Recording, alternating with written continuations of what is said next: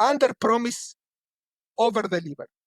Under promise, over deliver. Most companies are doing the opposite. Over promise, under deliver. That's part of my philosophies. You are humble with your promise, and then you surprise them. We call in marketing delighting customer. What is delighting? When you exceed customer satisfaction.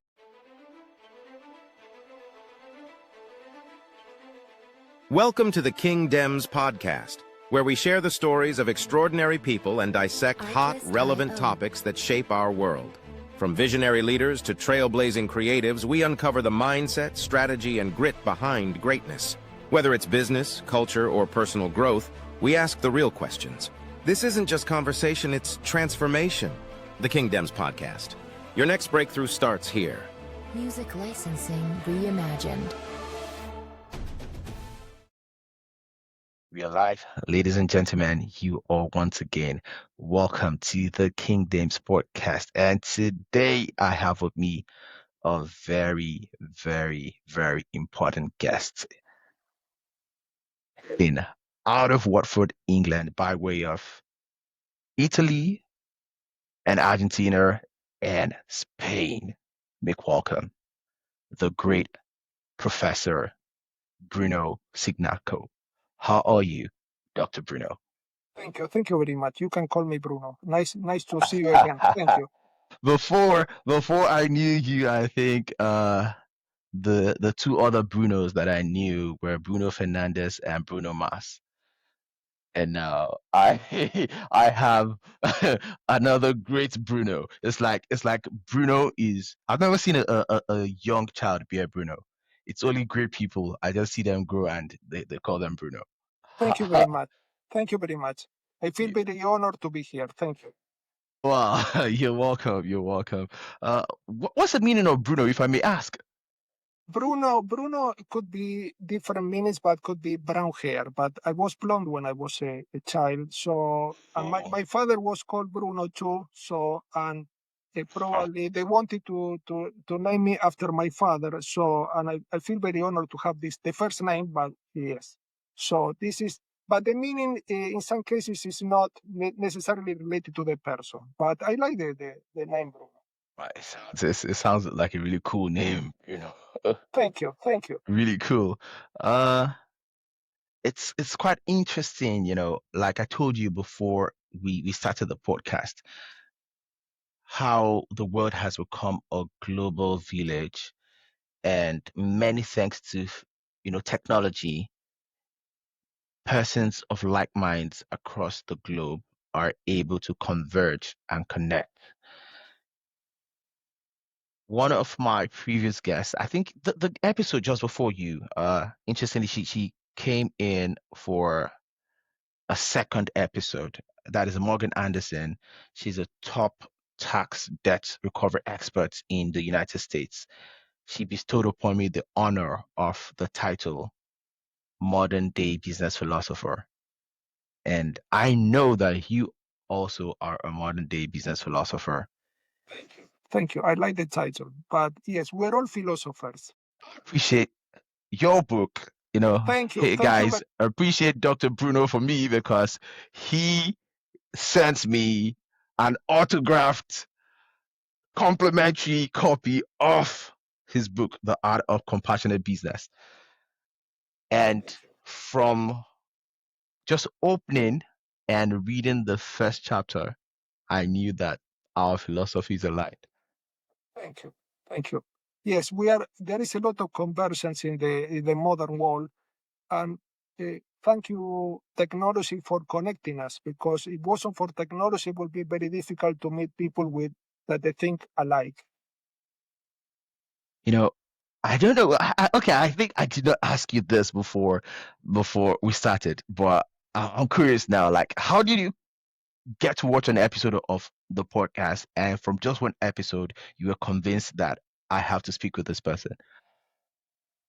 I watched the episode of artificial intelligence, and I saw that this is an interesting topic because it was analyzed from the human perspective. So, an artificial intelligence, when you see episode on this topic, they're very technical, and they forget about the most important aspect in business and in life, that is the human side.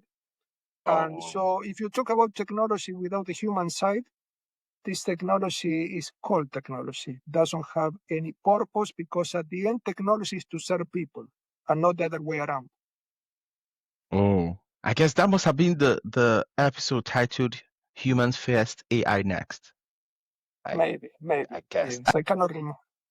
because I think that is what I titled that episode. Wow, it means we're going global. I'm grateful. I'm grateful for your watching and connecting, and of course, I'm grateful for your time. I always say that an attitude of gratitude is good attitude, and when a person shares their time with you, they share their life with you, because the SI unit for measuring life is time. And Yes. I am really honored. I'm grateful to have you, on the show today. Thank you In very your much. book, this book I have in my hands, The Art of Compassionate Business, you discuss the importance of human moments, at work, Very that important. organic connection between human beings at work. Yes. So, are you able to share a personal experience or turning point that Ye- sparked your belief Yes. in Yes. the Uh, art of compassionate business? Good question. Yes. A while ago, many years ago, I read an article, The Human Moment at Work, that was published in the Harvard Business Review, that is a very famous publication. And in this article, they were talking about different aspects of business that you don't find in most business articles. They were talking about the importance of connection, the importance of building strong, robust bonds with different stakeholders, the importance of communication in presence, not only using technology like email or, for example, phone, but also in presence, where you can see the body language, you can hear the tone of voice, you can feel the energy. And I was very intrigued because this article was very popular, and I thought, oh, this is a topic that could be explored a lot. And this is so fundamental in business because in practice, many people believe that the most important resource in business is money or technology or information. And this article enlightened me in a way that showed me that the most important resource in business, I call this a meta resource, it's a resource above other resources, is the human being. Why is so Okay. important? Because it's a resource that generates other resources. And this article triggered my curiosity and helped me research more into this. And this was at the end coronated by my new book that is in the second edition, The Art of Compassionate Business. But it also started, when I read this article, I started researching on this. I started seeing companies that were aligned with this aspect of the human side of business. For example, I saw a company, for example, in the higher education sector a while ago, the company that was in a very bad economic situation, about to go bankrupt. And I saw that these companies was guiding professors that were about to be fired to get another position, another job position in another university. Even the company had to shut down. This company was willing to guide these professors, and not only the professors, the students too, guiding the student so they don't have their master interrupted or their degree courses interrupted, and try to insert them into other institutions. And I felt that this is not very common, and it's very compassionate, because even the company doesn't have any specific economic interest in these stakeholders, is trying to help them progress and move on and keep on with their careers in the case of a student, and in the case of professor, look for other job opportunities. So I found that this is one of the many examples that I found over this research, and I found this very meaningful, because at the end this was business but with a purpose which includes not only the economic aspects like profit, market share, but also include the human side, caring for different stakeholders that are not only roles like employees or a stakeholder like a customer, but they are flesh and bone human beings that have worries, they have fear, they have expectation, they have dreams. This company and others that I mentioned in the book are helping these people progress, and they try to make a positive impact on their lives, but also they try also to live a better world, being much more environmentally friendly, much more using green processes and so on. So, there is a model that I explore in the book that is the model, a well-known model that is called the triple bottom line model, which includes the economic aspect of business, the human aspect of business, and the environmental aspect of business. So this means that it's a much broader approach on business as compared with the traditional approach that is being only profit-oriented or being only what I call quantitative or quantitative oriented. Means I think only that focus. aligns a lot with ESG. Yes. ESG is important, social aspect, environmental aspect, sustainability, but also go beyond. The concept of ESG implies that we are talking about that we are looking into people and improving people's life. And at the end, we're improving people's life and the company key performance indicator. When you improve people's life, employees' lives, customer lives, supplier lives, the company key performance indicator tend to grow, tend to improve naturally when you help these people. Why? Because they tend to help you back. There is a concept in social psychology that is the concept of reciprocity. When you treat people in a kind way, when you treat people in a supportive way, for example, you treat customer, employees, community members, suppliers in a kind and supportive way, they tend to respond in a similar way. They tend to support you, they tend to collaborate in an unconditional way. Instead, when you utilize employees, you manipulate employees, you exploit employees, when you deceive customers, for example, trying to sell the most expensive products because you will have a higher commission, or you try to pollute the environment, so this means that you are acting in a negative way with these stakeholders, this backfire. Why? Because these stakeholders will react negatively toward your company, and this will bring about lower sales, lower brand image, lower reputation, and the negative reviews online from employees, from customers. So this means that when I talk about being kind, it's not only being nice. You are being kind because it's a moral duty. In business, everything is interdependent. You cannot succeed on your own. You need the support from customer, Very employee, true. community member, and suppliers. You can afford them to support you, but you can build long-lasting relationship with these stakeholders, win-win agreement with these stakeholders, robust bonds with these stakeholders, and they will come to collaborate and support your company spontaneously, unconditionally. So this is a principle that works every single time.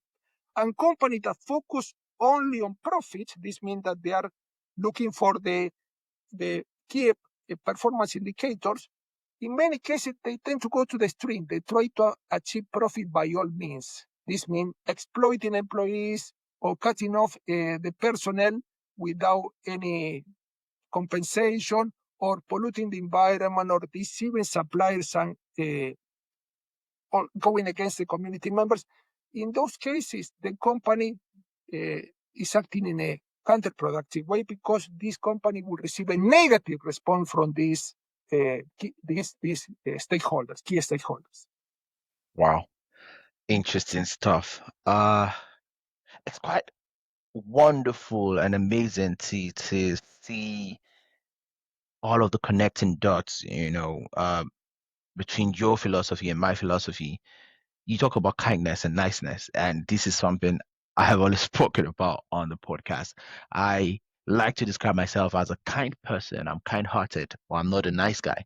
You know, nice people are tend to be people pleasers, right? It's not a good thing to act nice because you have,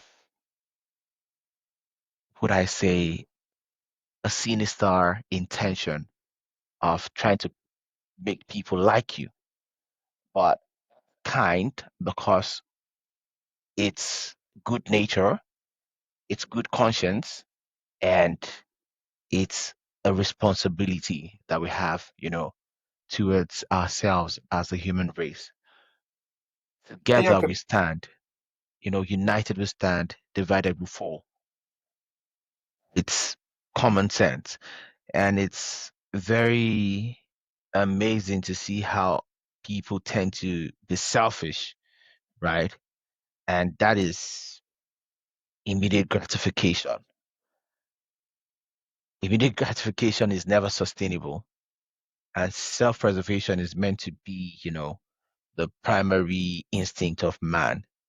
So if you're trying to self-preserve, it's in your best interest to be kind to the stakeholders in your ecosystem. However, there's a reverse psychology that operates with certain human beings.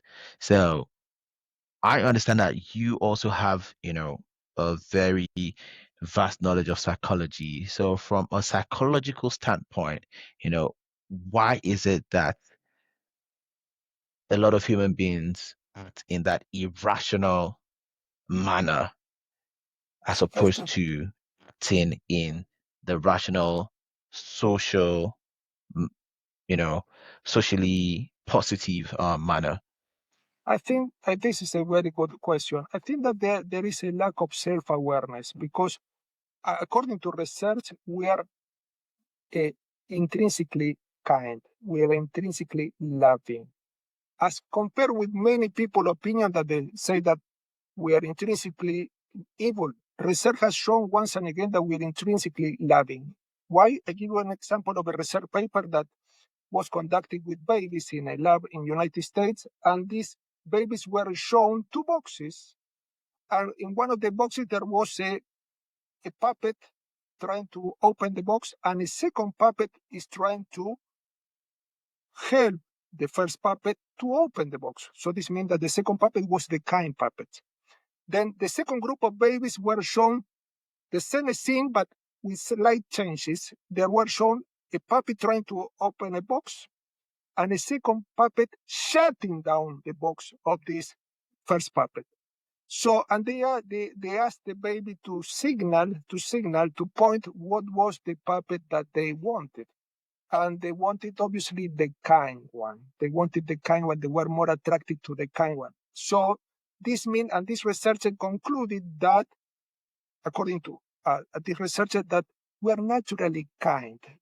At the end, our ancestors in prehistory, they need to connect to one another. They need to develop affectionate ties with one another to survive. So, because if not, they were subject to hazard like predators and so on. So they need to connect. So it's in our instinct and it's in our DNA, being loving. And there are many researchers that observe this in different ways, from the psychological perspective, from the social psychological perspective, and so on.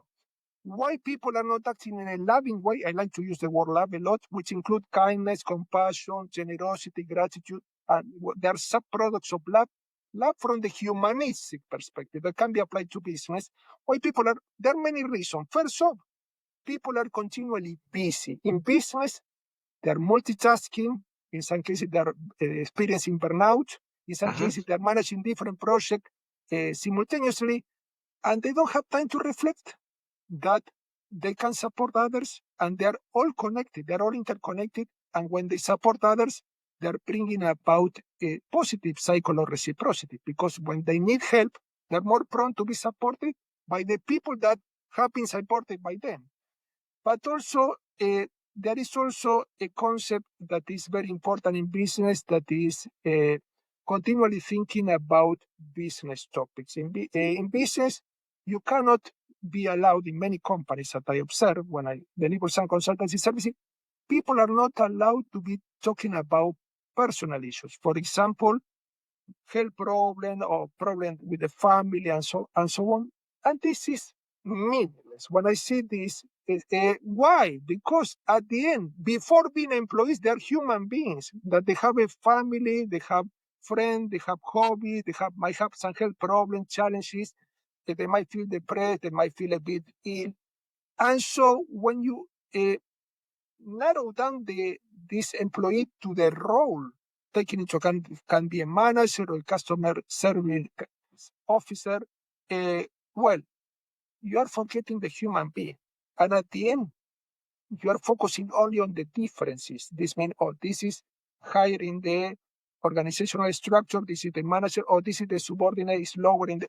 But at the end, psychology and social psychology demonstrated that when people connect based on commonalities, not differences, they are more prone to develop strong bonds. And what are the commonalities between a CEO and a customer service officer?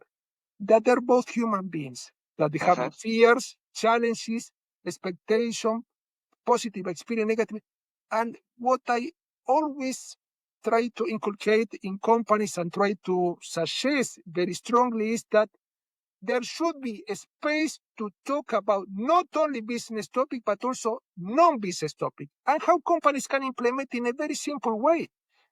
Having some social events once a week where employees can chat, have a Bonding. dinner, have dinner, go to a pub, relax, and everyone can talk to one another in a very equal way, one to one, A relaxed atmosphere.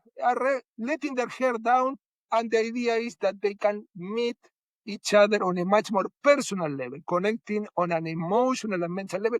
And when they come back to work, their view of others is transformed. It's like alchemically transformed. Why? Because you knew them from a different perspective. If not, everything is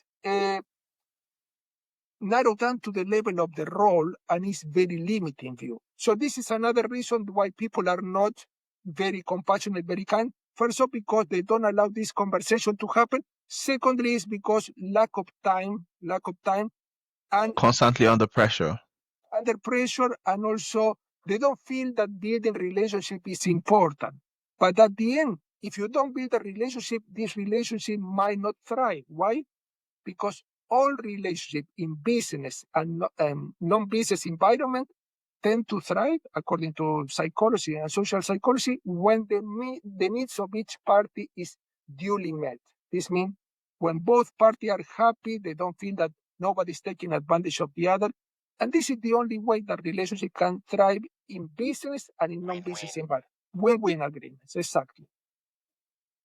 Like most business environments, right? The management and leadership tend to be task-oriented, goal-oriented, but not people-oriented.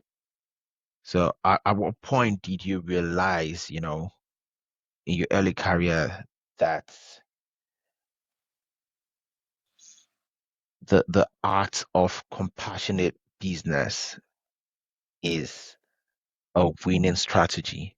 At what point did you realize that? Yes. For example, I observe, I have some insights that are important. I feel that are common sense. For example, the vocabulary that is used in business, the words that are commonly used in business, they're not very compassion oriented. They're not very love based. I give you some example. For example, a very common word that is used in business is human resources. Well, there's nothing wrong with this word, but resources are to be used, and in some cases you can abuse of resources. If you are talking about human resources, I don't like this title, because, and I observe that many companies are changing the name of their department. Instead of human resources, they use a name that is people department. I like this more, of human capital department, because at the end, this type of words condition your thinking. But also, in many companies, employees are considered like costs. And what happens when you consider employees like costs and not real human beings?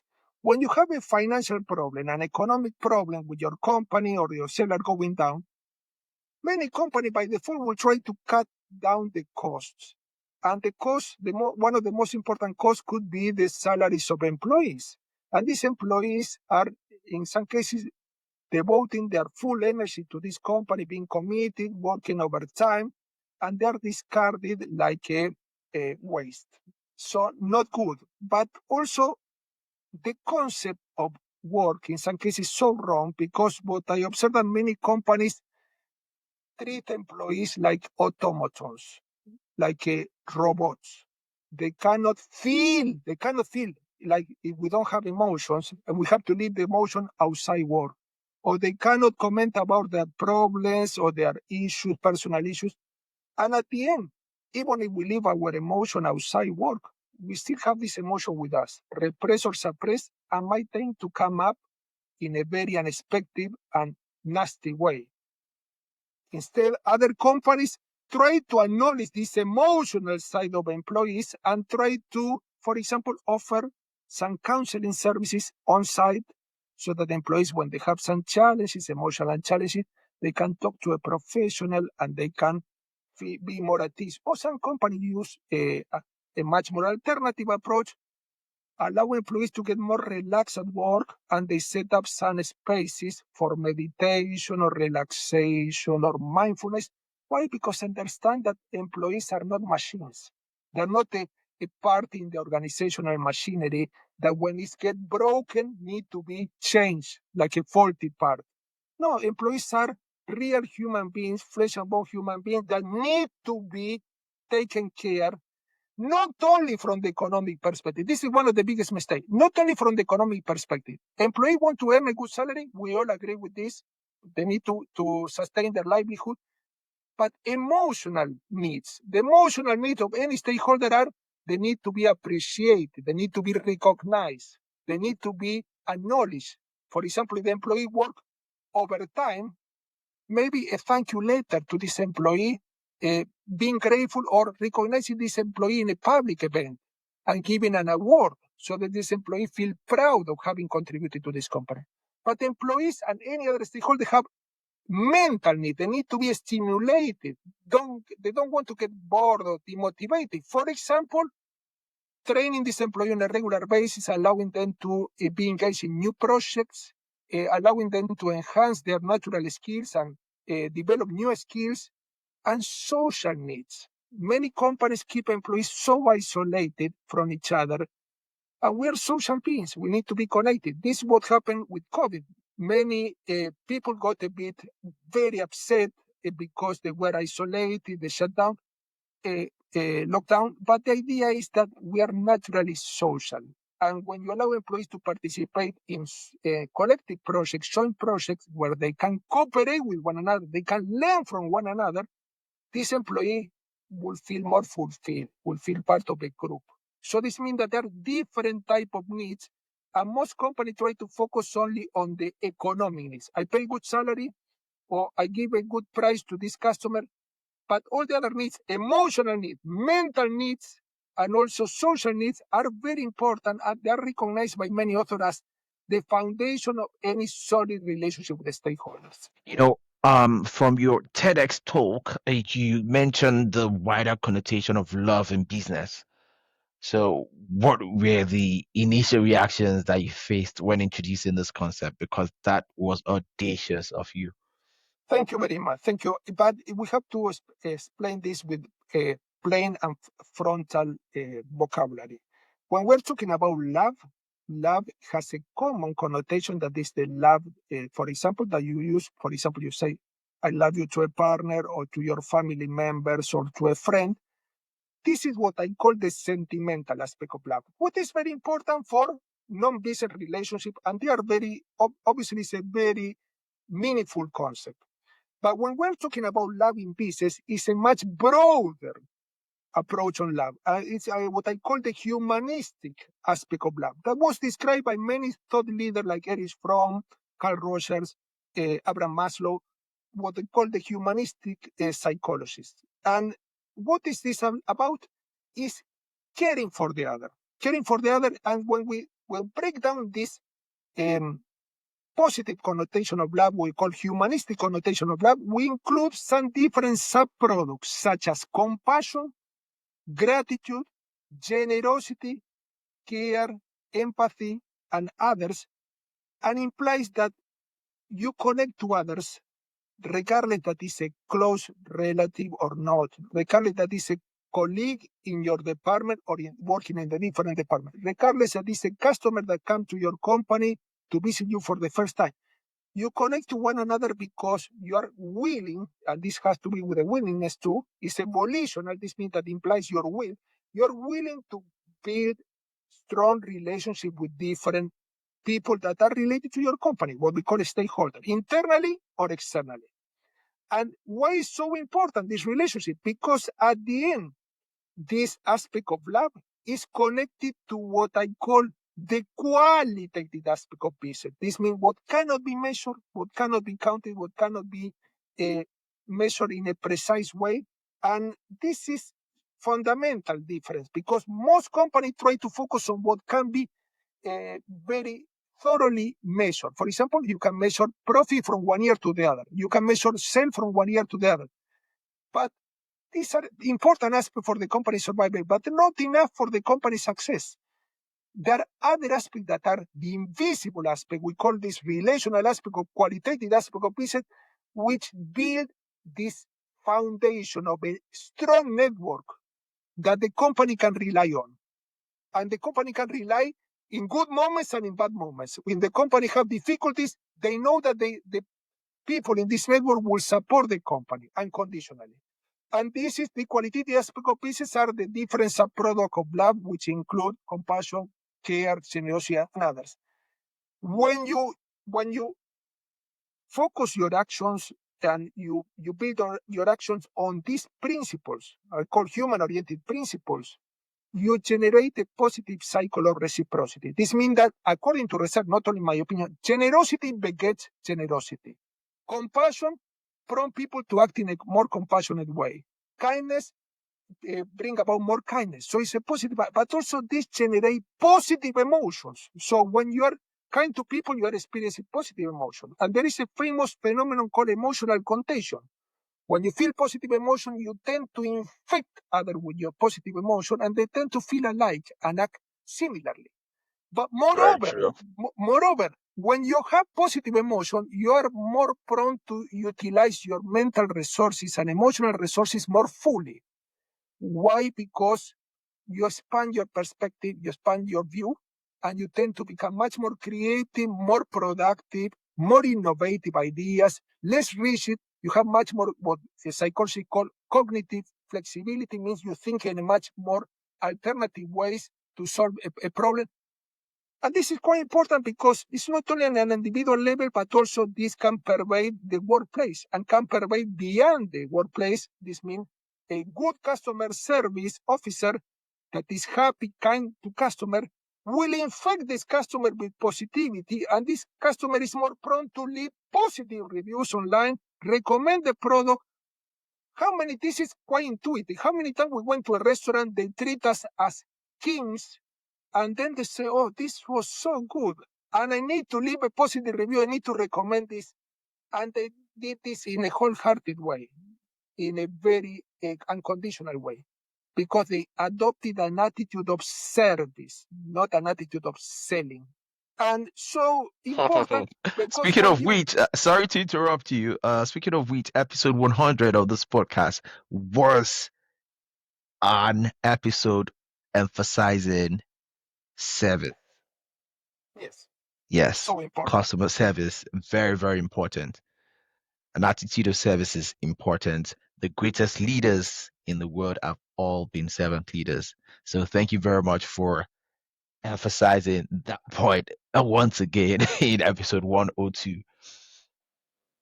Yes, the attitude of service is quite different from the attitude of selling. Attitude of selling, I mentioned this in one of the chapters. Attitude of selling means you are self-focused. So this means that you try to get more sales, you try to get more commission. For example, in those cases, you will try to sell probably the most expensive product because will be the one that will give you the highest commission that is proportional to the price of the product. Instead, when you adopt an attitude of service, this is an other-oriented attitude. This means that you're oriented toward other. You try to identify and realize what are the most important distinctive needs of this customer or stakeholder and try to satisfy this need fully. If you are talking to a customer, you will try to recommend the product that they might like, not the one that you want to sell. So this means that you leave all this selfishness that many salespersons have, and you try to focus on customers, because at the end, who you want to satisfy? You want to satisfy customers. When you satisfy customers, in return, this customer is contributing to your company. So this means that it's a concept that has been developed by marketing a lot, being customer-oriented, but also being stakeholder-oriented. This means when you focus on customer and try to satisfy their needs, this customer is more prone to leave positive review, recommend your company. Instead, when you focus on yourself as a company, and you don't care about what customer want and try to sell them whatever you want, this customer is more prone to become resentful, might feel manipulated, might feel that they wasted their time with you, and might leave some negative reviews. So being other-oriented generate a positive cycle. All these values, generosity, gratitude, generate a positive cycle of reciprocity, prompting all these stakeholders to naturally contribute to your company and help you achieve this so-called key performance indicator. In order for us to drive the point home, I'd appreciate if you're able to share a real life story of a significant transformation that you have observed in a company after they adopted compassionate leadership principles, as described in your book. Yes. Well, I give you an example. I cannot comment about the name of the company because it's confidential, but I give you a real example of a company that we have given advice. This was a company that had problem with customer. What was the most important problem? Lot of negative customer reviews online. What is not uncommon? And I said, okay, no, but we need to improve the product. So we analyzed what we did. We analyzed the customer reviews, and the common factor, the commonality among all these reviews, or the majority of these reviews was lack of kindness, lack of tact when a customer, in this case, the company was using call centers. The people working in the call centers were addressing the complaints or requests for clarification of this customer. But also, we analyzed much more in detail, and we analyzed that these people working for the call center, they were not owning the mission of the company because they were outsourced. They were not really owning the mission of the company. They were not owning the value statements of this company. They were not owning the vision. So they were a kind of disconnected from the company main purpose. So this was a wrong thing. Even it was cheaper than using the company's employees, using external call centers. But then we analyzed, and these call center officers, they were using a scripted way to address complaints. For example, memorizing, hello, I'm Mr. John, how are you, how was your day? Very mechanical. And customer easily detect when it's fake. The customer said that this was not authentic, the connection was unauthentic. And also these call centers have a very limited slot. They have given a time, at least, so, for example, make 5 calls an hour and trying to keep the calls more than 5 minutes. And some customers needed more time to develop their ideas and so on. We mentioned there is a company, very famous company that I mentioned in the book too, that is called Sapo. This company is a very famous company and is very famous for their approach on customer service. This company does not use external call center. They use only their own employees. So this means that these employees will own the company's mission. They will own the company purpose. But also these employees are trained how to connect to customer in a much more human way. Not only asking about for example, the problem that they have with the product, but their preferences or how they use the product, if they use for hobbies and so on. Being much more casual, less scripted, more natural, more spontaneous. There is a full chapter in the book about natural conversation. They try to connect like they were trying to help a friend, this in the case of Sapo. And also, they didn't have any limitation. In the case of Sapo, we try to use this model to apply to this company. In the case of Sapo, they have no limitation. We gave an example when we trained this company that one of the cases, Sapo was so engaged with the customer that was talking 10 hours with one customer. You can say, oh, but this is a lot of loss for this company. One employee engaged with one customer. Not at all, because then this customer left amazing reviews on this company, which brought about more potential customers to this company. So what we changed is that we suggested that this company should switch gradually, not abruptly, from external call centers to using their own employees. And the company complained that this could be costly, but we explained that could be costly at first, but this will bring about more customers and more positive reviews and better reputation. And also, you can be more in control of how you train these employees, how you explain this, for example, that they should be more aligned with the company's mission, also more humane approach to customer. You don't set any limits. You are not pursuing any quantitative parameters. And the company introduced, the company agreed, they didn't agree fully because they were not very convinced at the beginning. They agreed that to switch half of the customer service officer, keep half outside and keep half inside. And they observed that the number of reviews improved. They observed that improved. There could be a correlation. Improved. Nothing else changed. So obviously the employees were feeling satisfied too because they were not acting in a mechanical way. They were really and authentically engaged with customers. So this means that this company had two main benefits. More positive reviews will improve the company reputation online. This brought about also positive reviews, bring about more customers, so the sales improve as a consequence, improve very noticeably. And also, these employees that were engaged within the company with customer service activities were feeling that their tasks were meaningful because they felt that they were helping customers improve their lives. So this is a very simple example, and this is quite important because this specific step to be taken have very concrete impact on an economic level in a company, on an economic and financial level. Because if not, it's only about improving relationships. But no, they have a very positive impact because at the end, business is done by people. The most important factor, as we mentioned, is people. And when you improve all the people aspect of business, the human side, this impact directly on, and there is a lot, I can mention some research later on this, on the bottom line profit, on sales, productivity, company's image, and so on. I very much appreciate you relating it to the stakeholders, right? So from what you've said, all the stakeholders in the business environment and the business ecosystem have to achieve a win-win. And that is exactly what you have described. And if that is achieved, we would always have a proper financial, equilibrium in that system. If that is not achieved, there would always be an imbalance that needs to be addressed. However, a lot of organizations do not perform a proper root cause analysis.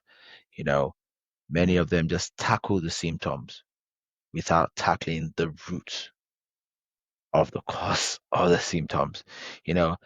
In your book, you challenge the traditional views, like competitors being seen as threats. What mindset shift is essential to viewing competitors differently? Very interesting question, because let's talk about the word competitors. It's also a word that is a warmongering word. It's a word that is implying that we are fighting, we are competing. Competition is used in sport disciplines. And so when you have a sport discipline like tennis or swimming, well, there will be one winner, or the one won't be the winner, will be the loser. And we use this in the business environment using what we call a zero-sum game, that implies there will be a winner at the expense of others. And this is not necessarily true, because at the end, this is what I call a scarcity mindset. The scarcity mindset implies that you are only winning when this at the expense of others. It's a win-lose. In my view, win-lose agreement end up being lose-lose. Win-lose is always leading to lose-lose. Everyone loses because Exactly. it's not sustainable. It's not sustainable. It might be sustainable in a very short term, Yes. but the prosperity mindset implies win-win. And competitor can be seen as, for example, if you take the word competitor, let's say other companies. I don't like to use the word competitor. I use in the book because it's a well-known word, but I mentioned that I don't like so much this word. Let's say other companies in the sector or in the industry. For example, you are an airline and you have another company that is in the same sector with another airline. Why don't you see this as potential partners? And let's talk about the airline sector. Industry players.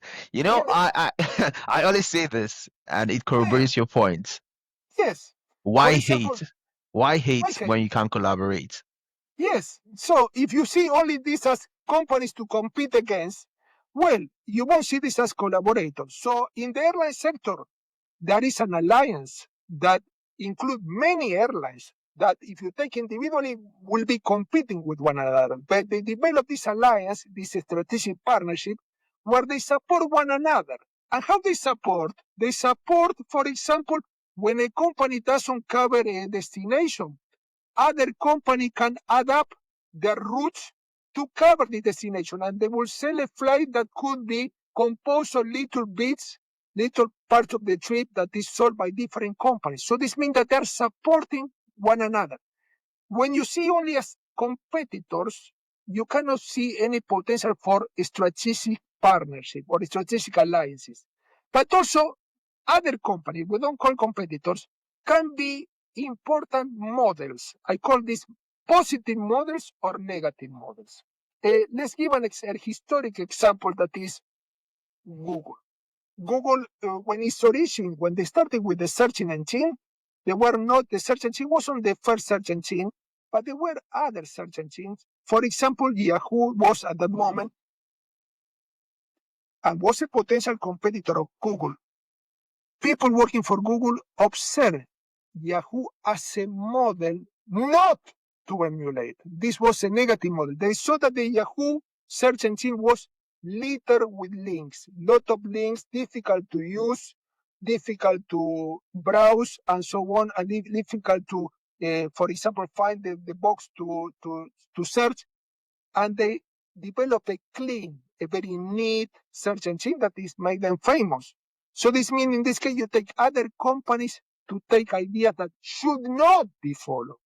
But also other companies can be taken as positive model to emulate. For example, some companies are using this principle of the triple bottom line. They are supporting economic aspects, supporting people, and supporting the communities. These companies are compassionate compassion oriented. Well, maybe you can, if you are not compassion oriented, maybe you can look into this company. How can I take some idea that work very well with this company? How can I benchmark some ideas, introduce into my company, take these companies as model, positive model to emulate, and improve my own organization? So this means that this is a much broader approach. So this means that there are three main uses of other companies that you can, for example, apply. Could be taking as potential partners, taking as negative models not to emulate, and taking as potential positive model to emulate and even improve. So this means that, and this goes beyond the scarcity mindset. Means a mindset where you see only players trying to beat each other in the battlefield, and it's a bad metaphor because at the end everyone ends up losing, and also in some cases players start acting in an unethical way, or in some cases even illegally, because they only try to win the game. So, and I feel that there is place for everyone in the marketplace, and there is also place Exactly. for partnerships.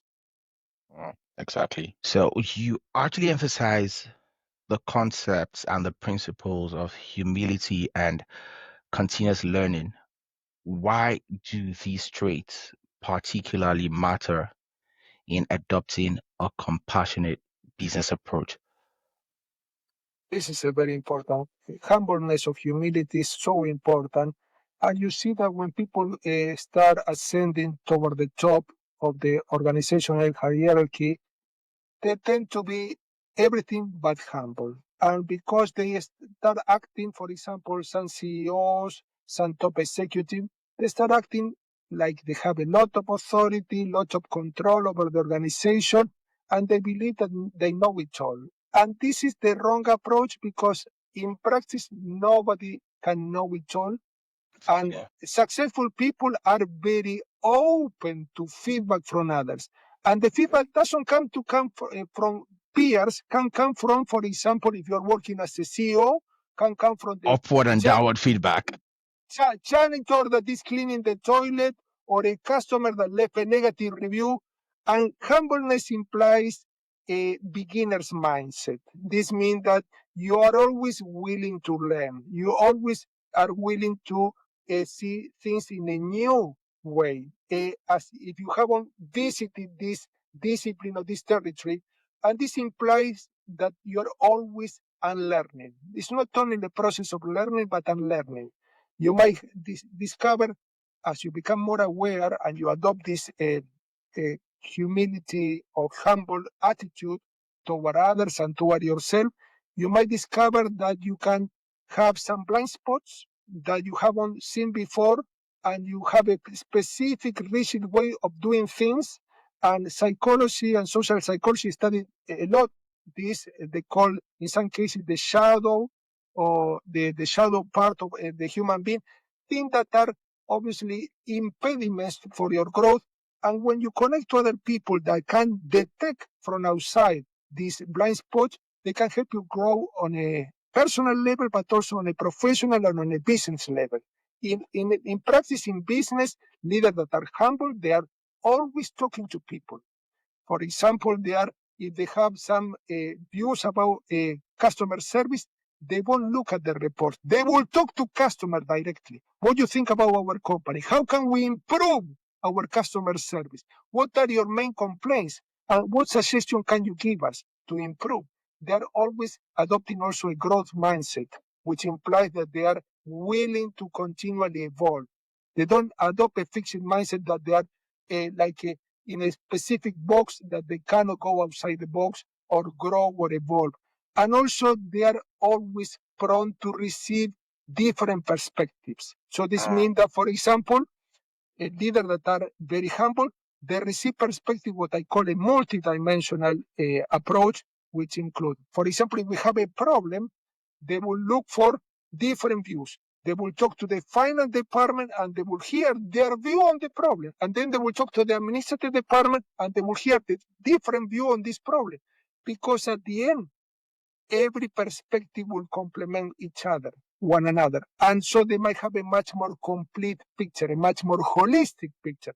Instead, leaders that are not humble, they act in a way that they are arrogant, they are boastful. We know it all.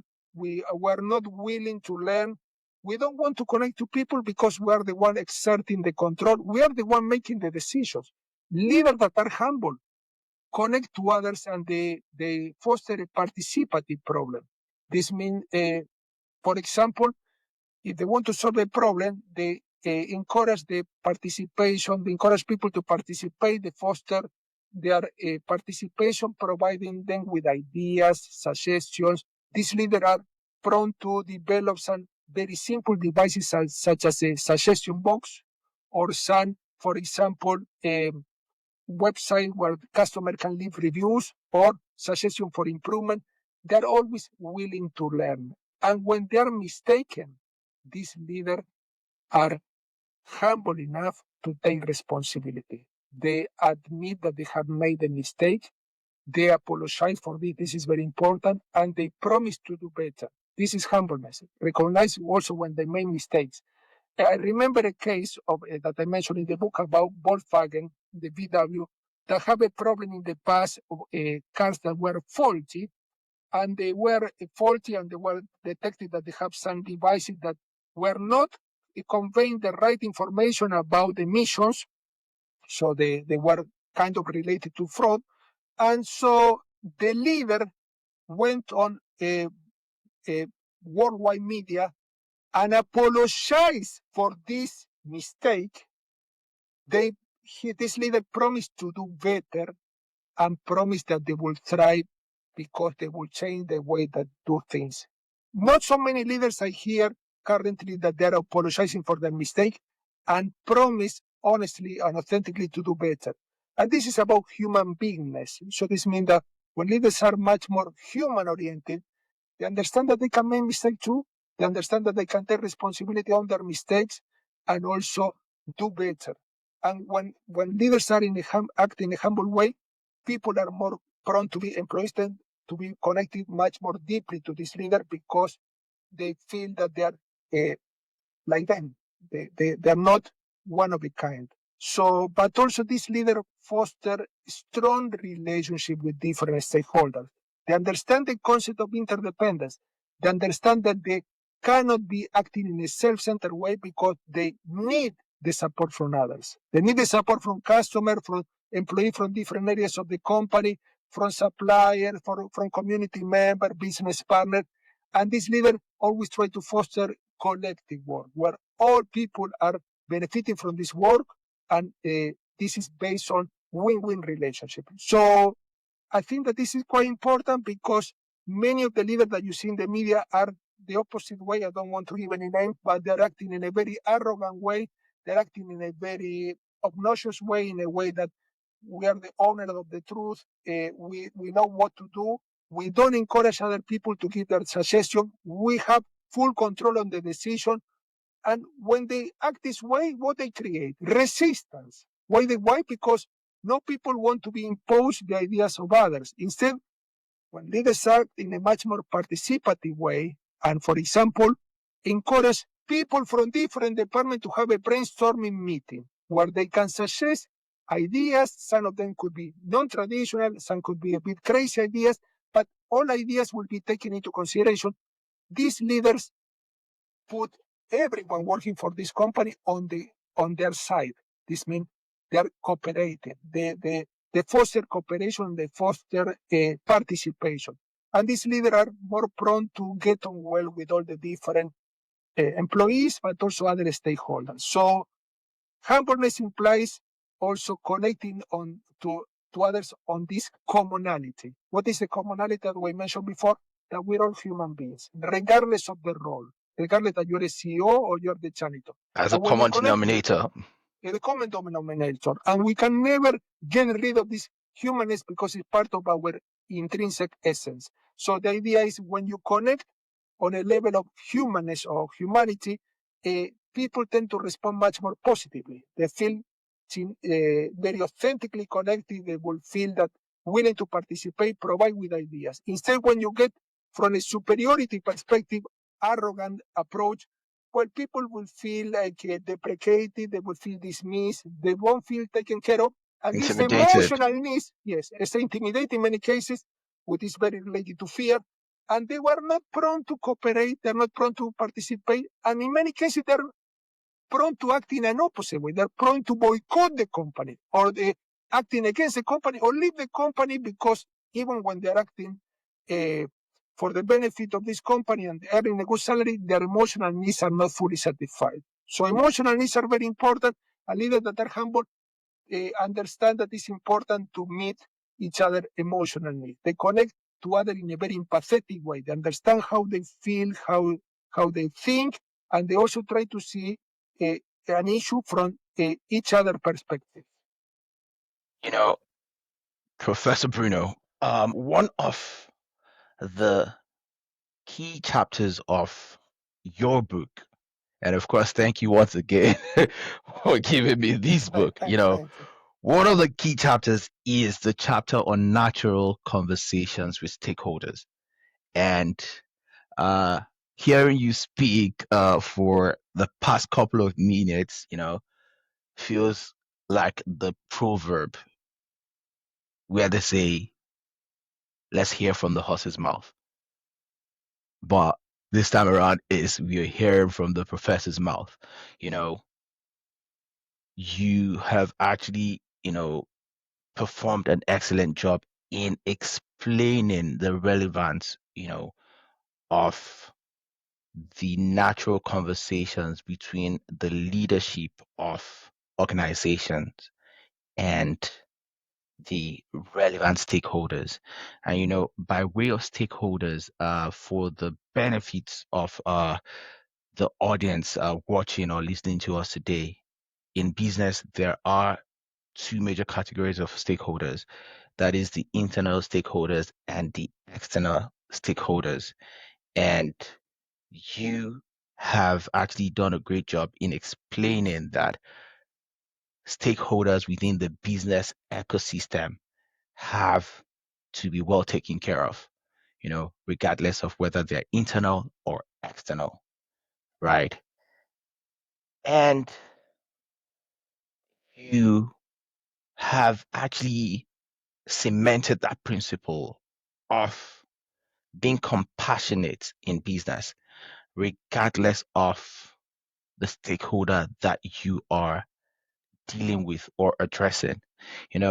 In today's business world, a lot of businesses fake, compassion. And that's why I always say I am a kind person, but not a nice person. So kindness is genuine, is, authentic. It cannot be faked, right?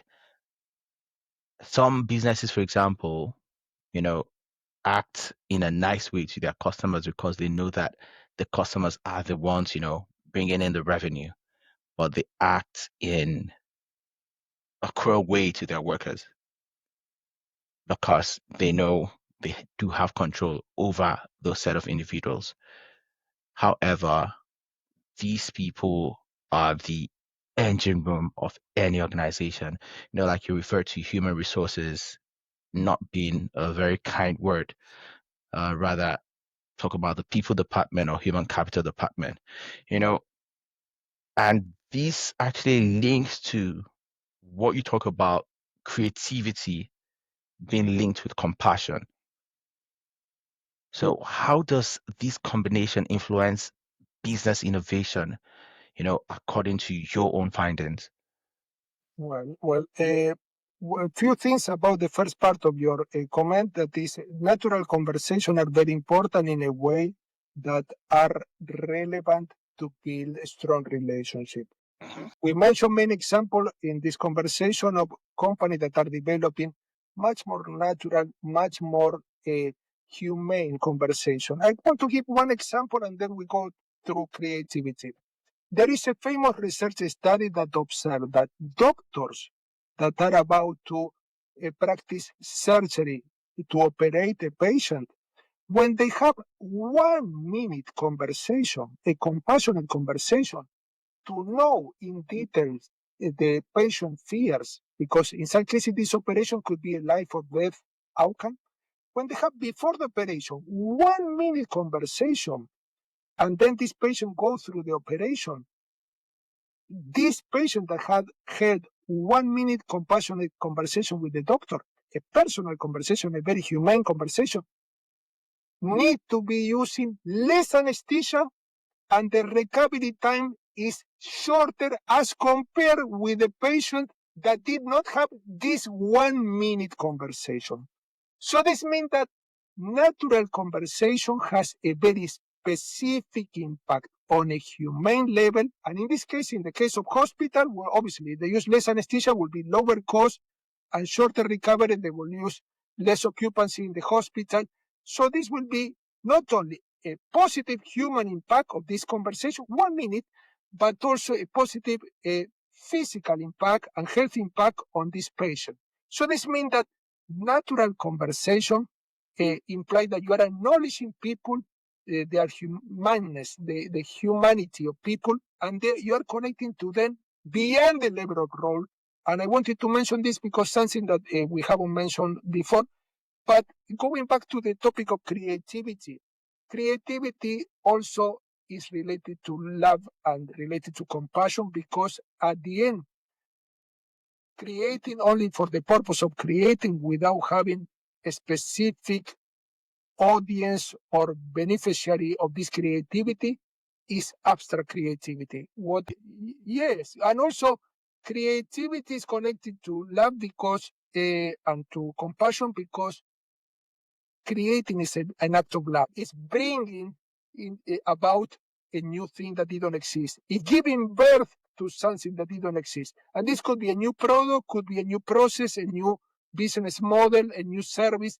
And this is so important because in some cases you see a lot of nice gadgets or technological advancement, but they don't have necessarily a positive social impact. I mentioned an example in the book that is a real example of a company called Hippo Roller. And I give you a very simple example. That is an example of a company that developed a very simple technological device that is a container that can be rolled and taken with a handle. And in many less developed countries, they have a lot of problem to collect water. And in many cases, this task is undertaken by women that have to carry buckets on their head, and they have lots of spinal problems. In some cases, little girls have to go long distances to collect this water.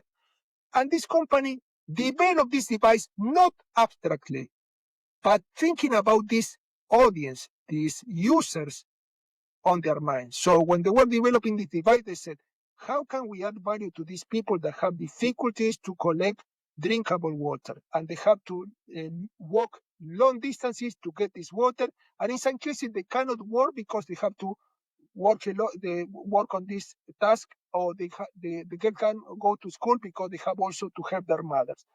And they developed this device, and this device was delivered over different countries with a lot of success.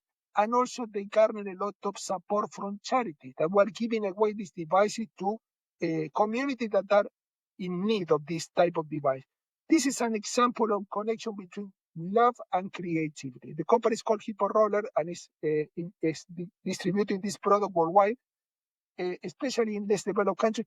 And you see a connection between creativity, a device that is very useful. Why? Because these devices are very durable, very enduring, and help people satisfy their needs, collect water in a very short time without hurting their body, saving time because it can be rolled, and also is portable. So, but also this company is helping the communities, because these communities, by saving time, children can go to school, the mothers can take care of their homes, and so on. So this means that this is a very clear value added to communities. And when we're talking about creativity, we have to always ask ourselves this question: what type of value we want to add to this audience, or to this community, or to this customer, or to these stakeholders? Creativity always will have a social side in order to fulfill this promise of bringing about something new. If not, it's only mere invention with no purpose. So companies that are successful worldwide, they are not only the one that obviously they have a very good team and they have a good mind thinking about the business model, but also they're the ones that are continually adding value. And companies cannot become complacent of doing always the same thing, because in practice, if they do not bring about new ideas, other companies will do it. And so creativity is not only It's not a monopoly. it's not a monopoly, but it's not only an act of love, but it's a moral duty. We want to continually improve ourselves as a company, and we want to improve the life of others. And we cannot do, because the world is continually changing and it's very volatile, and the business environment is fast changing. We cannot do things in the same way as we did in the past, because the problem gets more complex. How can we add more value? How can, even we are doing things better, how can we become even better? Even customer leave very positive review. How can we delight customer? How we can make this customer feel not satisfied, exhilarated, very excited about this company, because it's a never-ending process. And creativity is also connected to this learning mindset or growth mindset. We understand that we never do things in the perfect way. It's a way to perfection, and we will never achieve perfection, but we are on this way, on a continual way. And this applies on an individual level when people are continually learning and developing themselves, And on the level of company, when companies are continually improving their processes, the way that they connect to customers, the technology that they use, the model that they use, and so on. So this is quite fundamental because some author like Edward de Bono, an expert in creativity, observed that the most important asset in 21st century will be not technology, but will be creativity. So the creativity will be the distinct asset, distinct resource that differentiate leading company from the rest. Mm. You know, one very important pillar of this podcast is the fact that we provide practical insights, and I would appreciate actionable advice, for compassionate leadership. So your book emphasizes treating employees kindly. So what daily practices or what practical insights can you provide to leaders, that want to adopt this to demonstrate this effectively? I want to mention one specific piece of research that then will be connected to the tip I will give. According to this research study, when you develop a kind workplace, a supportive workplace, employee satisfaction tend to go up, customer satisfaction tend to go up, productivity goes up, absenteeism goes down, turnover goes down, and profitability goes up. Let's bear in mind this is science-based. So this means that when you're kind to people, you improve your satisfaction level, you improve customer satisfaction level, there is more productivity, more innovation, and more profitability. Taking into account this little piece of research and taking into account that we are all interdependent, what I suggest that people should do on a continual basis, well, what I suggest to the listeners is to develop an attitude of being more connected to people and asking themselves a very important self-reflection question. How can I support others? How can I be more generous to others? How can I be more grateful to others? So this means I encourage people to be much more others-oriented instead of being self-centered. Why is so important? Because as we mentioned, according to research, when you are kind and supportive to others, you generate a positive cycle of reciprocity. When you experience positive emotion toward others, when you treat them in a supportive, in a kind or loving way, these positive emotions tend to infect others and they tend to feel the same emotion and act alike. But also remember the concept of interdependence. When you help others, you are more prone to be supported by others when you face difficulties. And everything in business is interdependent. This is a very important point. And second point is asking this question. I am fear-based with my actions, or I am a kindness-based. I am compassion-based. This is quite important because when you are fear-based, this means when you are acting in a fearful or you're frightened, uh, your mind tends to shut down. You tend to Yeah, distrust you don't others. tend to make good You, decisions. you don't make good decisions. You tend to be less productive. Why? Because your discerning skills are temporarily impaired. You tend to focus on the threat at hand. You cannot connect to others. In some cases, you cannot even share resources or information with others.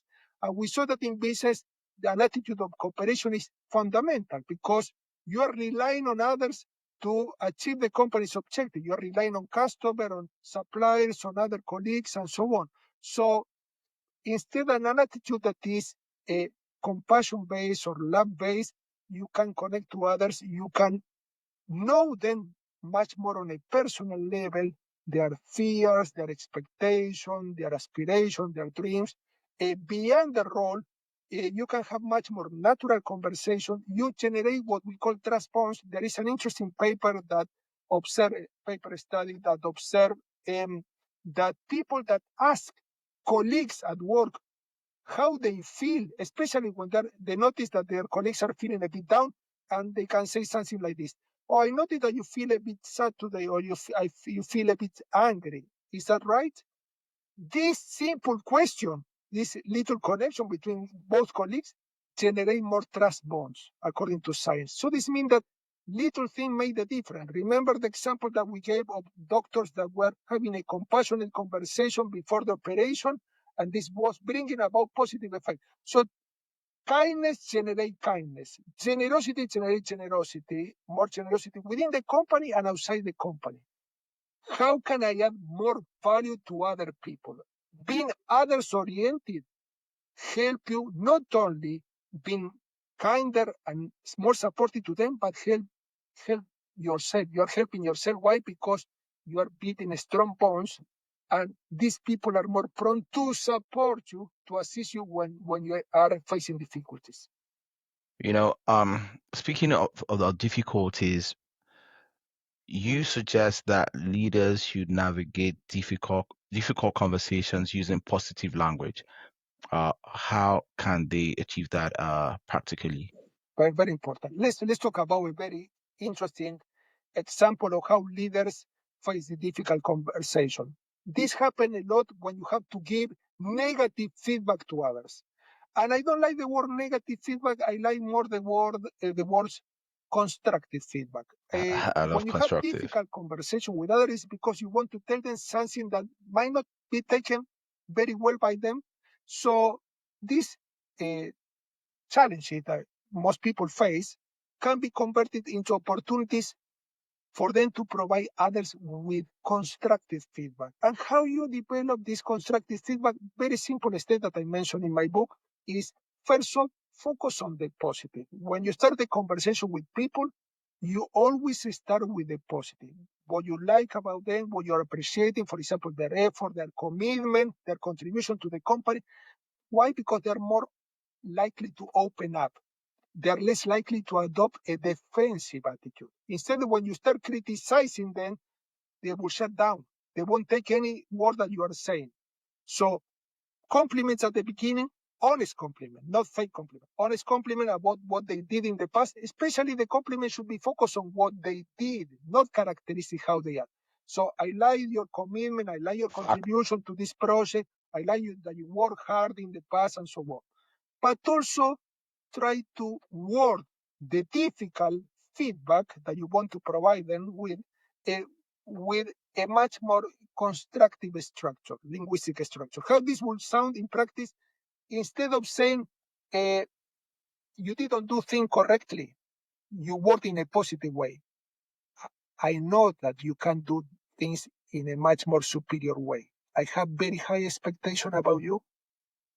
The same thing is conveyed in a different way. Instead of focusing on the fault, you focus on your trust about their improvement, and you raise the bar for them because you are sure that they are capable of meeting this high expectation. You will say, I have very high expectation about you. I know that your performance level can be improved in the future, and I want to discuss with you what are your ideas. You made them participate. What are your ideas to improve this? They don't have an idea, supposing that they cannot provide with an ideas, you say, I have some suggestions. Do you want to discuss this with me? And also, we can provide you with some training that can be very useful. This means that you are focusing on their improvement. You trust them that they will improve instead of making them feel like guilty of having made a mistake. You don't focus on the mistake, but you focus on the improvement. We call this change orientation. You focus on the change that is about to be brought about in the future. You don't focus on the past as a fault finding or a guilt tripping, but you focus on their improvement. This is completely changed. I saw this apply on a practical level, that this changed how people receive the feedback, and also including them in the conversation and be open to their suggestion, because at the end, who will be introducing the change? Them. So open their, do you have any idea how we can improve this? And also provide them with reasons why they should change. Why? We don't use the word must. Why they should change. You say, you know what? We are very sure that you will be able to improve your performance. We have some suggestions such as ABC. We are open to your suggestion on this topic.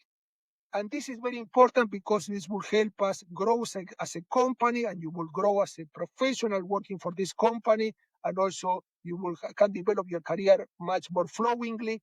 So you bring about all the benefit that this change will will bring about. So this means that this change the game, because when you try to help and improve, how can people become defensive? People become defensive because they feel that they are treating like a naughty child, that they're nagged at, and they say, well, nobody wants to be nagged at. And so very simple. And you are talking about the same, but you word in a different way. Instead of wording this, framing this as a problem, you frame this as an opportunity to change, as a change orientation. And you are willing to help them because you are compassionate. And you don't use harsh tone of voice. You use, like you're talking to a friend, you say, you know what? I feel that, and you can even talk about your own experience. When I had this role in the past, I faced similar challenges, and it was very challenging to me because of this disease. And what helped me was this. You comment about your own experiences, if you had these similar experiences, and if not, you provide them with the best suggestion, and you are open to their suggestion. This is very important because in some cases you don't want to give no options to them, only your suggestion. You're open to their suggestion to discuss, because at the end, you should be showing that you have a common goal. The common goal is their improvement. Because when they improve, the company will improve. Okay? You make them feel a very important part of the growth of this company. I think this changed the whole game. And the difficult conversations do not exist, because how people can resist being held by others. I think I don't see any negative aspect of this. Instead, when you are accusing that they did things wrongly, when you say, "Oh, you are not responsible," you are focusing on their personal traits instead of focusing on actions that can be improved. Shouldn't be trait oriented, should be action oriented, and action with a focus on the future. This means things that can be improved, can be developed. This changed the whole game. This changed the whole game, and people are feel at ease and feel that they are supported. They have their emotional needs satisfied. They have obviously their mental needs satisfied, because they feel much calmer. They feel much more focused. They feel that if they have any doubt, they can resort to some support from this company. Mm, interesting. You know, speaking of the companies, you talk about the leaders and, how they're able to provide constructive feedback. I cannot hear. Okay, apologies for the technical difficulty. So basically, I was trying to ask you about how companies can implement effective policies, right, to foster compassionate business environments, as you have detailed in your work. Very interesting question. Well, companies can do this in a very simple way. First off, they have to understand that the enemy of compassion is fear.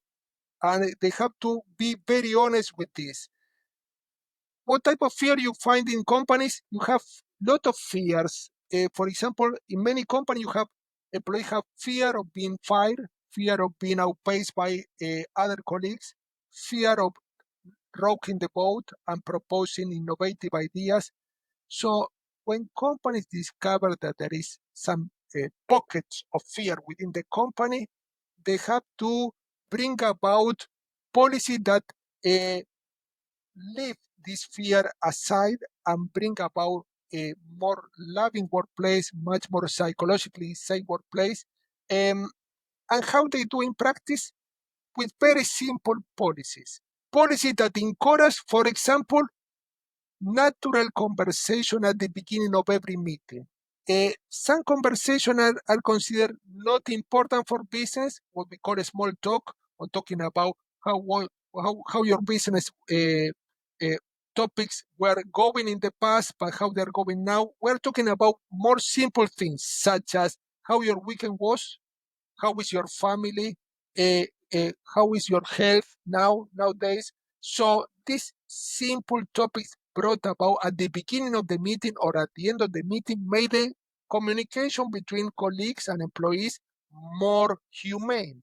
And we saw that when people are connecting to one another on a much more humane level, this tend to bring about much more trust, kindness, cooperation, and mutual support.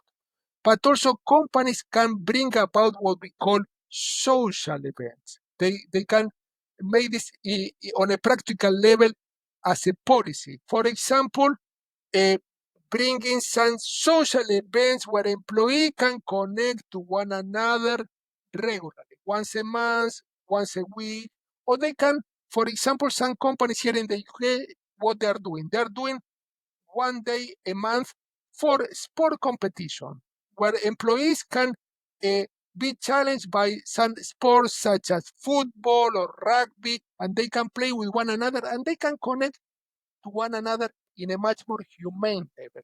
They can connect to one another in a much more emotional and mental level, and they can know each other much more personally. And when they go back to work, they can bring about better productivity, higher creativity, and more trust. But also, companies also should institute within the workplace what we call compassionate policies. For example, if the employee has some difficulties at home, for example, they have some health challenges with some of the dependents, for example, the partner or the children at home, this employee should be given some benefits or some support so that they can deal with these issues that are personal issues. Because if they don't deal with these issues, this will affect their work efficiency, their work productivity.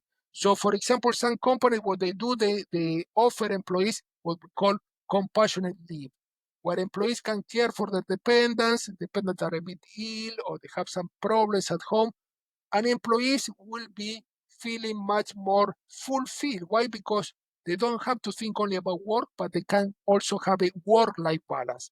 Other companies, what they do to foster a much more compassionate workplace, they encourage employees through policies to volunteer. To volunteer implies that employees, they're not thinking about only the business objectives or the how much budget we will use this month or what is the next marketing strategy, but also they are thinking about very concrete ways to help communities. For example, donating resources to community, training community members, in some cases participating in some charitable activities where employees can get engaged and they feel that they're making a meaningful contribution. So many companies have volunteering, and this employee will be, in some cases, paid for their volunteering work, and in some cases, they will be given a minimum number of days a year for these volunteering activities. This is quite important because this type of activity make this employee feel that their work is much more meaningful. Also, try to make a much more compassionate workplace. Try to implement on the level of policies some activity within the workplace where employees can chill out. There are here some companies in the UK and more specifically in London that they set up in the workplaces, especially in the places within the workplace where employees can take a break. They set up some ping pong tables, some video games, some little spaces where they can meditate or they can relax, they can chill out. This is quite important because we saw before that employees are not automatons, they're not robots, they're not machines, and they need to have a rest, they need to chill out. If they don't chill out, they will become unproductive, they will become inefficient. So this show compassion. Why? Because you allow employees to chill out and have a much If more they don't chill out, they will burn out. they will burn out. Very good point. Your own position is that performance is enhanced by compassion, Totally. but the mainstream, would I say, business philosophers or business leaders might, you know, want to disagree with you on that. So, in order to address the skepticism, do you have compelling evidence from your research work that proves that compassion enhances performance instead of diminishing performance? And if a leader reading this book decides to change one thing tomorrow, what simple step would you suggest? Very interesting. Very interesting. Well, there is a lot of evidence, a lot of research studies, and one research study that I can mention is that companies that are Stakeholder-oriented, this means that they look for the well-being of every single stakeholder. This means that they look for win-win agreements. They look for a strong, long-lasting relationship with customer, with employees, with suppliers, with community members, business partners. These companies tend to have a higher return over many years, over a period of 10 years. They have a higher return than the SP 500, that is an indicator of companies in the US.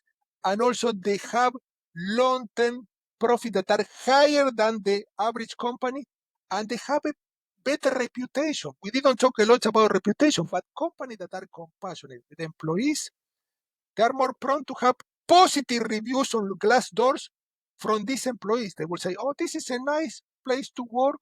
I think that you should try. Instead, companies that are not compassionate with employees, they will have a lot of negative reviews on glass doors. That is a platform where employees leave their views. Companies that have compassionate attitude with customers, they will have a lot of positive reviews, what will bring about more customers and more potential opportunity to sell their products. Companies that have non-compassionate attitude with customers will have horrible reviews and will push other potential customers away.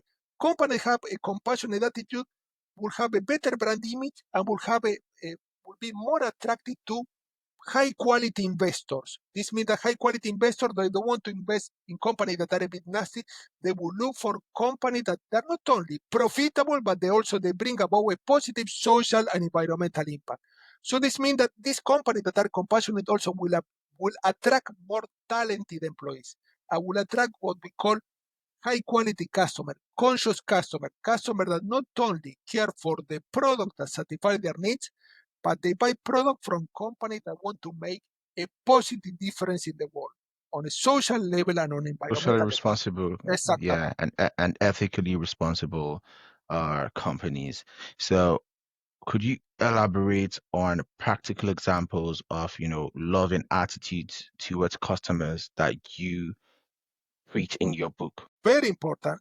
Well, first off, let's take into account there is a myth of what we call customer satisfaction. Customer satisfaction is quite important, but customer satisfaction in simple terms, and I'm a marketer, is making customer feel well, not only once, but on a regular basis with your products, with your interactions, with everything that you do with this customer. You make customer feel well before buying the product, during the sales process, and after you buy this product. This customer bought this product. This means pre-sale, during sale, and post-sale. What company do? In some cases, they're only trying to be nice to customer when they're trying to sell a product. They forget about the pre-sale process and the post-sale process. Why is so important customer feel well? Because when customer feel well, positive emotion. What are positive emotions? They feel exhilarated, they feel satisfied, and so on.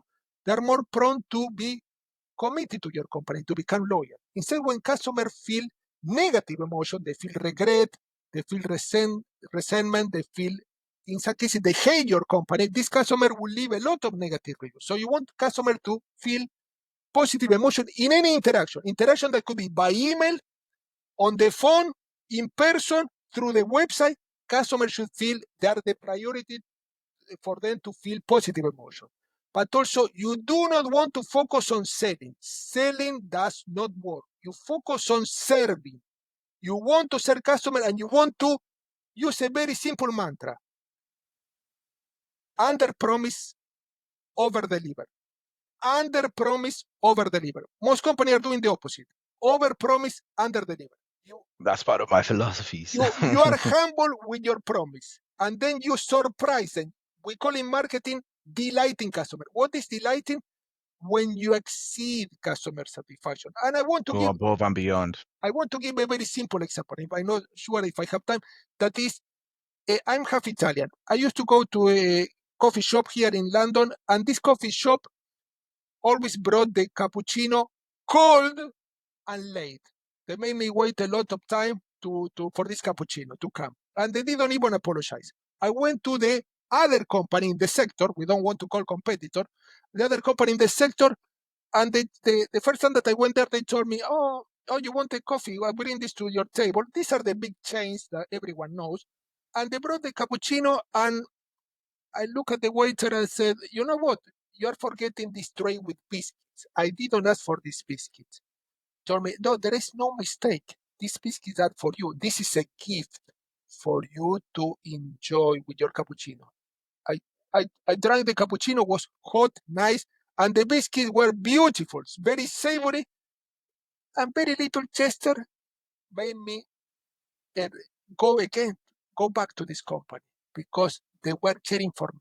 Little details made a difference. Exceeding the customer need, what we call delight, make a lot of difference because this customer is more prone to become committed, loyal to your company, and is more prone to become what we call an overt and paid ambassador for your company. Will start promoting your company in a much more credible way because advertising is used by company, but in many cases it's very biased. But customer word of mouth is very credible. They want to convey what they feel about positive experiences that they had with this company and what they think and feel about negative experience. If you make them feel well and you exceed their needs, this customer is more prone to leave positive reviews and come back to your. Wow, that is absolutely, absolutely on point. You know, the little details matter, the little hinges swing the huge doors. So, how can compassionate leadership also effectively help to resolve conflicts, Very important. amongst stakeholders, as you described in one of your chapters? Yeah. There is a full appendix on compassionate negotiation, and we have to understand that in any negotiation process where there is a conflict that we want to resolve, could be an informal negotiation process or a formal negotiation process, we have to be very understanding of the needs of both parties.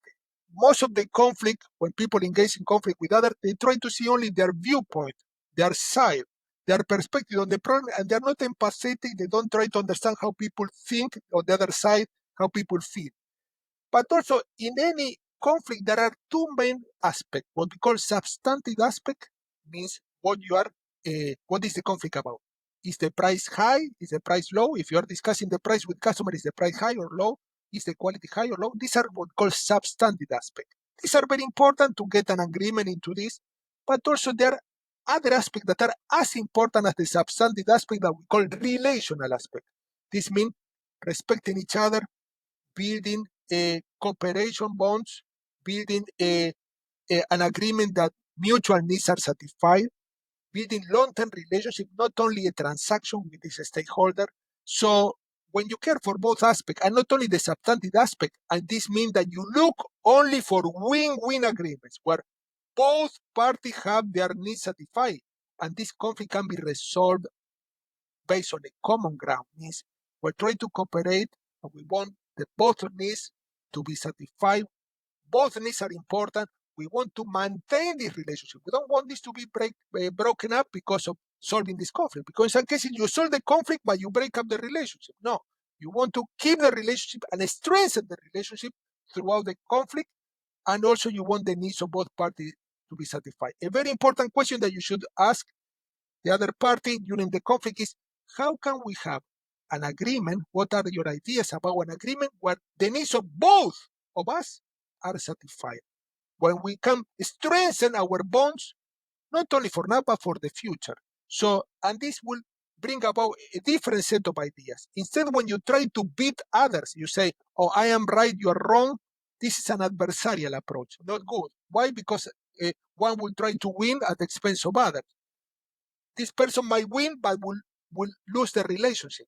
So, and this is not good. We saw that in business, the relationships are very important. Why? Because they are the basis of all other indicators such as productivity, profitability, and so on. So, always preserving the relationship. In any conflict are like a test that a relationship go through. So, and you see the way that you solve it, the more productive way is, well, you approach the conflict, you understand both sides of this equation of this conflict, and also you try to look for agreements on a common ground using a lot of collective work. What we call collective work, how can we solve this situation? What are the best ideas for bringing about our agreement? So using words that include, that are inclusive, not words that separate my view, your view, this will create distance. So this is quite important. Vocabulary that you use in the solving of conflict is quite important. Speaking of vocabulary, it is very important in human relations that we are careful with our word selection, because words, they say, are like eggs. Once they drop, they cannot be recovered or repaired. So, and human beings are naturally sensitive to words, and we seem to have more sensitive individuals, in this age and time. So it's very important that we approach these issues with caution, but in terms of making tough decisions, we sometimes have to maintain discipline, right? It's important to maintain discipline to keep the right sense of direction and right sense of purpose. So, how can you maintain and instill discipline, right, while still maintaining an attitude of compassion? The word discipline can be interpreted in different ways. Discipline can be interpreted in a negative way when you try to manipulate others and control others and not respecting their need for autonomy. But can be worded or framed in a positive way. Discipline can be worded, they say, you know what, we have a common objective, a common goal that is the company's mission. Let's try to contribute in a meaningful way to achieve this. And let's try to be persistent. Let's try to be determined. Let's act with a lot of grit and determination to achieve this objective. The first negative connotation of discipline that this means, okay, I want to discipline this person. I want to control this person, manipulating them. This has negative effect because this lead to micromanaging. When trying to get people to be disciplined, in some cases you try to control every single decision that they make, treating them like naughty children. And they see many companies that don't allow employees to buy a paperclip without asking for authorization to the manager. And this is crazy. Why? Because when people are treated like children, naughty children, they're not feeling well, they're emotionally, they're not feeling positive, they're not having positive emotions, and they feel disregarded, they feel deprecated. What is the opposite of this? Setting some guidelines, if you want people to act in certain ways, setting some guidelines, general guidelines, and then delegating, trusting, giving some training if they need, and then delegating, trusting that they will act in the best way possible. And if they need help, they can resort to you or someone training them so that they can evolve. But if you are continually controlling in a very strict way, and this means that they cannot make any decision, they will feel that you don't have any trust on their skill, in their skills, in their expertise, in their experience. People want to act in a free way. Then you can get some guidelines. Of course, that doesn't have to act in a haphazard way. But the guideline, then you allow them to choose the best way to act, providing that they meet the guidelines. And then you can supervise them. But you don't interfere in their autonomy when they're executing the task. Okay? Because if not, they feel disrupted, they feel distrusted. And when people feel distrusted, they start distrusting others. They will start distrusting the manager. They will say, right. So this is the very important point. And also another point about discipline, I would call more determination. We have a common objective here. Companies should always highlight the company's mission and the importance of the company mission, and also the company's value. What are the values? Is what the company stands for, what is important for this company. In some cases, the values could be, well, social connection. In other cases, it could be solidarity. In other cases, it could be sustainability. Why is so important? Because when company continually remind employees, and in some cases, employees can be trained about the mission and the values, remind employees about the values and the mission, employees are more prone to make decisions congruent with these values and the mission. They don't need to be disciplined. They know that this is important for the company and they will act in a spontaneous way in congruence with this mission and this value. Instead, when you're continually controlling in a very detailed way, thorough way, people resist control. And I see micromanaging never, ever works because people feel that they're imposed ideas and people have a natural need for autonomy. It means that I am capable of doing this. I'm competent. If you're continually dictating how I should act and make one step after the other, you don't trust me. And this generates a lot of distrust. Micromanaging is a no-no in any organization, in any sector. I can tell you from hundreds of companies that I've seen, instead delegating in general guidelines, enhancing the mission on a regular basis, showing on the website, training, the value, discussing the value, why they're important, showing how you can contribute to this value and improve the world, improve the life of the stakeholder. This is very good because you're not forcing them. You are showing that they can be helpful, that they count, they are valuable, they're not children. Different strokes for different folks and different rules and regulations for different organizations. So, case in point, take for example a sports team, a football team. They are meant to practice together, Yes. and there is a set time for practice. So, if one of the players on the team tends to come late to practice, that would affect other members of the team. So, in what ways would you, as a coach, instill discipline in such a practical situation? If I'm a coach, I won't try to instill discipline, but I will show them that there are some guidelines, for example, a minimum time to practice and a specific set time for practice. These are the general guidelines. But then I will try to, as a coach, what I will do with this team, I will try to enhance people's natural skills and also try to help them develop some skills that are potentially there, but they're not fully developed. For example, if I see one of the team members that is running very fast, and it's contributing to the team in a meaningful way, well, maybe I can give a much more personalized practice to this person that is running very fast to improve how they pass the ball, for example, if it's football or rugby, and how they, for example, connect to others, taking into account this specific skill that might be different from other team members' skill. So I will take into account each team member skill not in a homogeneous way, in a standardized way. I will detect what are the strengths of each team member, and I will try to strengthen this team member within the team. But I will give general guidelines so that people are disciplined in a way that they keep their commitment to the time of practice, minimum time for practice, and so on. But then I will allow them to grow on a personal level under my guidance as a coach, and I will allow them to interact with one another because the skills within a team generally are complementary. Some could be very good at running, but the other one could be very good at detecting the opportunity to get a goal and so on. Well, how they can complement. So, and also then discuss the most of for example, sport coach, they might give some clear, oh, we should act this way, this way. Well, I will discuss, will make this more participative. I feel that the way your skill are this and this and that, and this skill of him are this and this and that, and so on.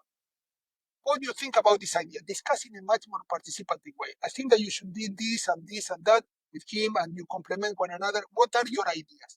Be open, because we also talk about that the coach could be humble. Be open to their idea because they might have some idea that they haven't thought about. Be open to the some possibility that they have some blind spots. They might tell me, you know what, this is a good idea, but what about this one? So this means that it's participative. Anything that is participative is prone to succeed. Why? Because people feel that their emotional needs are satisfied. They feel that they count. If they're treating in a bossy way, they say, you do this, that, that, and you don't have any say. Well, it's okay, I will do it, but maybe I have an idea and I am competent and I can give you a contribution that you haven't thought about. People want to feel that they count. If you make them feel that they count, at least listening to their idea, don't have to implement, well, everyone gains because this is not a dictatorial team or coaching style where one gives the orders and the other one are following, but everyone is working for a common. We're all contributing. Different roles, but we're all contributing. We need each other, interdependence. So this is quite important. Participation, foster cooperation. impose in order foster lack of cooperation.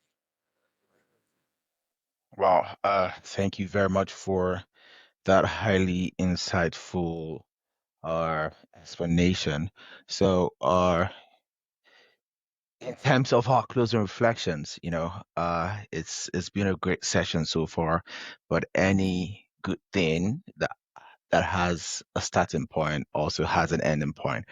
So, in terms of closing reflections, for those viewers, those members of our audience, to anyone across the globe that feels inspired by your book, but don't know where to start from, that is where to start the implementation, right, of the art of compassionate business, where would you recommend such leaders to start from?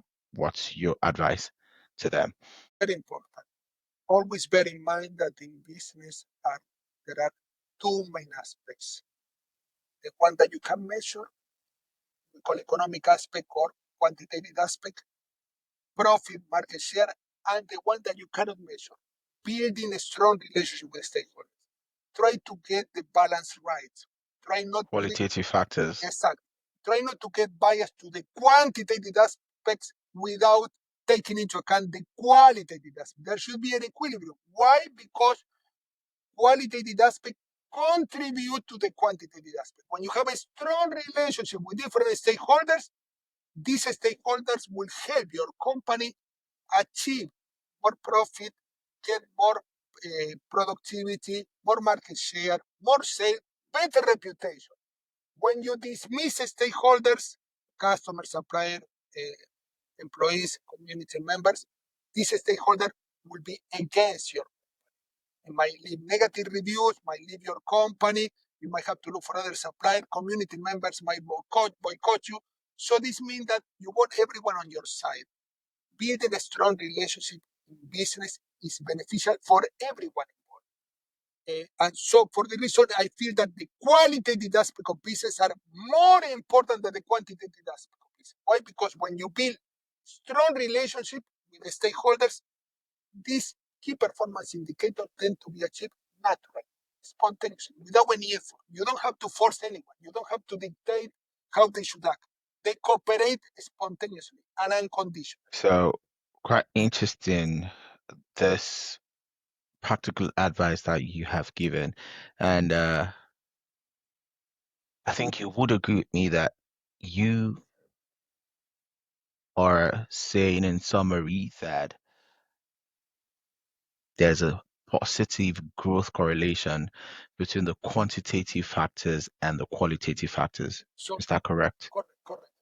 So this means Okay. that qualitative aspects bring about more positive quantitative aspects. So these are the cause. This means that quantitative aspects are originated by qualitative aspects. Okay. It's not Thank you very correlation, it's much. causality. It means that the main cause of quantitative aspect is quality. Mm. Okay. So we won't let you leave until you answer the 5-question rapid fire round. Are you ready? So just quick answers are basically first thing that comes on your mind. So number one question is, besides your own book, what's a transformative business book that you've read that is highly impactful? Very interesting. Any book written by Stephen Covey, especially is Seven Habits of Highly Effective People. That is a book that talks about interdependence and the importance of relationship in life and in business. Interesting choice there. Uh, Number two, how would you define success in one sentence? Success in one sentence is continually evolving yourself while making a positive contribution to others. Continually evolving yourself while making positive contribution. Interesting stuff. So number three, what's a daily habit essential to your compassionate leadership? Well, a daily habit that I take on is, well, I meditate every day, and this made me more aware. But people without meditating can become more aware too. Being always conscious, aware of little moments, little interaction that you can add value to others. So, as we saw before in this interview, being compassionate doesn't take a long time, could be 1 minute conversation, a small comment that you can improve people's mood, and also you can bring about a positive impact on people's life, and you are generating a positive cycle. I try to be more aware. Meditation, I practice every day and make me more aware about self-aware, but also aware of what is going on with people. So number 4, if you could have dinner with any historical figure, who would that be?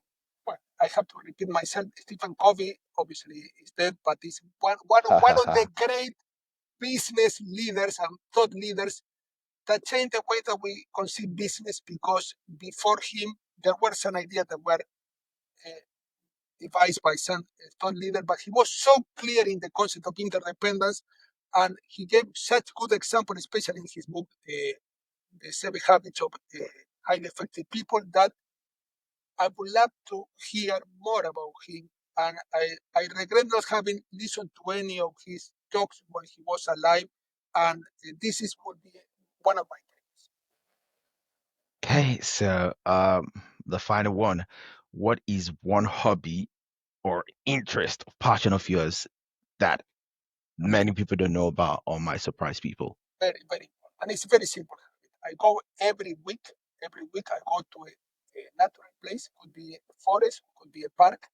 And Nature, I get in the contact with love for nature. nature. I love, Mhm. and I go with my children and my partner, my partner, and I love this. Why? Because not only make me feel well, but there is a lot of research that back the fact that when you get in contact with nature, you get much more mindful, you get much more calm, your fight, freeze, flight mode get much more relaxed, and you get much more attentive, much kinder, and also you are less overstimulated, because we are continually stimulated by bombarding phones and so on. So we are much more focused on what is important. And nature show you the interconnectedness of all the natural elements, the trees with the birds and so on, and then we feel calm. So some companies, especially Japanese companies, they have a concept called forest bathing. They encourage employees to go into the forest and get the relaxation time there,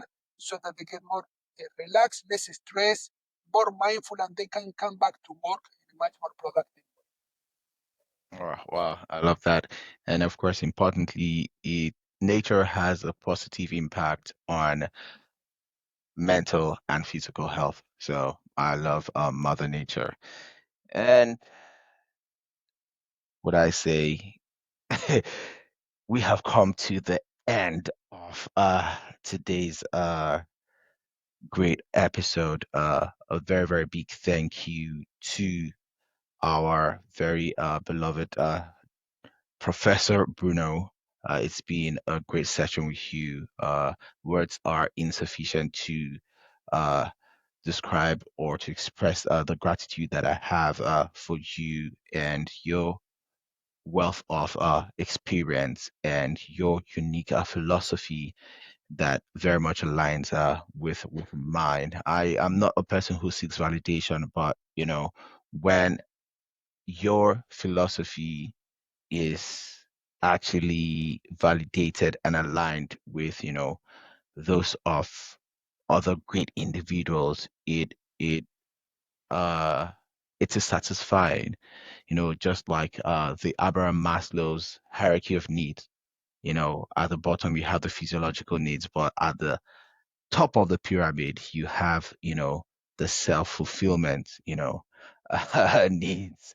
So I think these actually takes us to the top of the food chain when it comes to the pyramid of needs, as philosophers, knowing that your philosophies are valid, and also to have them uh discussed and validated in your lifetime. Thank you. It's Thank yeah, you. And thank it's you it's for your great. generous. You're always welcome. And of course, to our audience, you know what to do. Please do the right thing. Like, comment, share with your network. And interestingly, we have something new for the best, would I say, engager. Just check our social media platforms. There are weekly prizes to be won. So £50 worth of prize, cash prize, goes to the member of audience who is deemed to be the best engaging audience. So there is something in need for you now. So every week you will get something if you engage with the platform well. And of course, that is coming courtesy of our brand new sponsors who are going to be announced as soon. So thank you very much for your support, guys. And of course, to Dr. Bruno, love and respect to you. Do you want to leave a shout out to anybody before you leave? Okay. Well, they can contact me on LinkedIn if you want, or they can contact me also on www.brunocignacco.com. And if they're interested in the last book, the latest book is titled The Art of Compassionate Business, that can be found online or offline. It's the second edition. White cover. The first edition is black cover. This is white cover. Okay. Hundreds of cases on compassionate organization. Okay, so from me to you guys, it's love and respect, and of course, look after yourselves. Goodbye.